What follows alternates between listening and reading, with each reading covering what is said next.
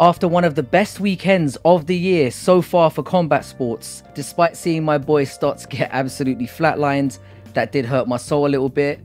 We enter this weekend crashing down to earth with one of the worst cards I have ever seen on paper, which is an accomplishment considering how many abysmal cards we've had this year so far. Potentially we may have a Quinlan fight and an Eye Candy Viana fight to potentially add to a card that literally has flies coming off it.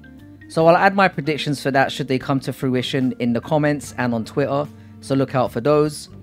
Let's go, like and subscribe, and as always comment if you have an opinion. Let's just get into this one. Alright, this is Hayley Cowan's third attempt at a UFC debut after somehow getting a UFC contract by split decision on the Contender Series. Dana White obviously has a weakness for blondes. I admit, I didn't know who the fuck Jamie Lynn Horth was, and I had to look into her record and research her fights a little. I put myself through the pain so you don't have to. I'm actually going to take Horth here. I think she's actually good value as well. She has finished every single one of her professional bouts. For what that's worth, she's only had 5. But she also beat Lupi Godinez twice on the amateur circuit, and Lupi's quite adequate. Cowan is scrappy but not a very good fighter, and her Contender Series performance was crummy. Definitely not contract worthy. I think she's going to get submitted here. She's hot garbage. Alright, this is an interesting one. Kind of. Brian Kelleher is a decent fighter, and I think the UFC are trying to reward him here for taking some tough matchups and stepping up throughout his career. The level of competition between the two men here is night and day, and while Kelleher's lost to Simon, Umar, Bautista, and I think Cody Stamann was in there as well, he did manage to take some of those men to decision. Journey Newson has fought nobody and still managed to fuck it up. If he did have some finishing ability, I might have leaned his way, because you kind of need that to get Kelleher out of there. I think Kelleher is well-rounded enough and scrappy enough to get this one done here, and he's well overdue a win. I'm going to take Kelleher, I reckon by decision, despite having the worst tattoos in the UFC. Moving on. Again, I really don't care about this one, sorry. It's an experience thing again. Egger has fought competent fighters, and Alekseeva has had one fight in a major promotion. Bellator just about qualifies as a major promotion, don't go too hard on me. I don't trust females that haven't had enough experience. I'm not falling into that trap again. I'm going to take Egger. She's fought some decent competition. She has a reach advantage. She's decent enough on the ground, and I think she'll get a dominant decision here. I won't be putting any money on this one though, and I wouldn't if I were you too. Fucking hell, this card is so bad. Fuck the UFC, seriously. Everyone hates Cody Durden. He's a bellend. Hasn't really fought anyone too good, but is at least coming off 2 fights where he's won both. They both have a common opponent in Muhammad Mokaev, who I do think is a little bit overrated, but Durden got fucking destroyed in a minute by him, and Johnsson took that fight to a decision. Johnsson also has a win over Zamagulov, a fight I thought he actually lost. It wasn't a robbery though. I think Johnsson has a nice enough reach advantage here, and is a far more active striker. I think Durden's going to have the advantage with takedowns. I'm going to call this a close decision, with Johnsson bagging 2 rounds by having more significant moments standing.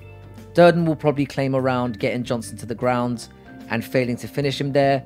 This is one of the better fights on the card. That's how fucking shocking this one is. Moving on again. Alright, this is another funny one. A lot of people are really high on Natan Levy. I am not. I think despite the record and looking the part, he's just not very good. Fortunately for him, he's been paired with Pete Rodriguez, who I don't really rate either. Rodriguez did manage to survive for 2 minutes with Jack Madalena, which, believe it or not, is a massive achievement. He has a long amateur record as well and is a very young guy, so that's always encouraging to me. He looks really unathletic compared to Levy, but he's proven to at least have KO power. I reckon he either flatlines Levy, which I would really love to see, or he gets wrestle fucked for 3 rounds to a boring as fuck decision. Sadly, I'm kind of leaning on the latter. I think Levy is going to pull out a Muhammad Usman type masterclass here and make us all wish we weren't fans of the sport. I'm going to take Levy by split decision. This guy is going to get fraud checked eventually, but I think he's going to delay that uncovering for one more fight. Fuck this card. Bottom feeder heavyweights, let's go. I expect this to be highly unskilled to watch, but fun in the sense that it's kind of satisfying sometimes watching two fat losers go to war for 3 rounds. Both men are scrappy and somewhat durable, and I think it's going to come down to who can keep enough gas to get off the most visible damage. This is a pick'em for a good reason.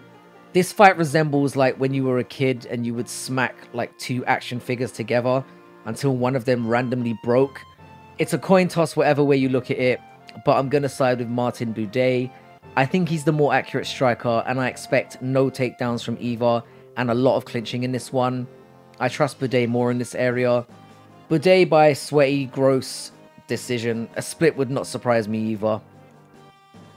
Alright, so I'm going to be back tomorrow when I break down the main card. I do hope the 2 aforementioned fights I spoke about involving Viana and Quinlan will get made. That should hopefully make a terrible card just bad. I'm coming in this year with a record of 95 and 46 for those just tuning in, which dropped me to a overall win percentage of just over 67%. I will be back tomorrow to have a look at the main cards, and I'm looking forward to breaking down that one. There are a few decent looking fights on that. So yeah, see you all tomorrow and have a great Monday evening. Take care.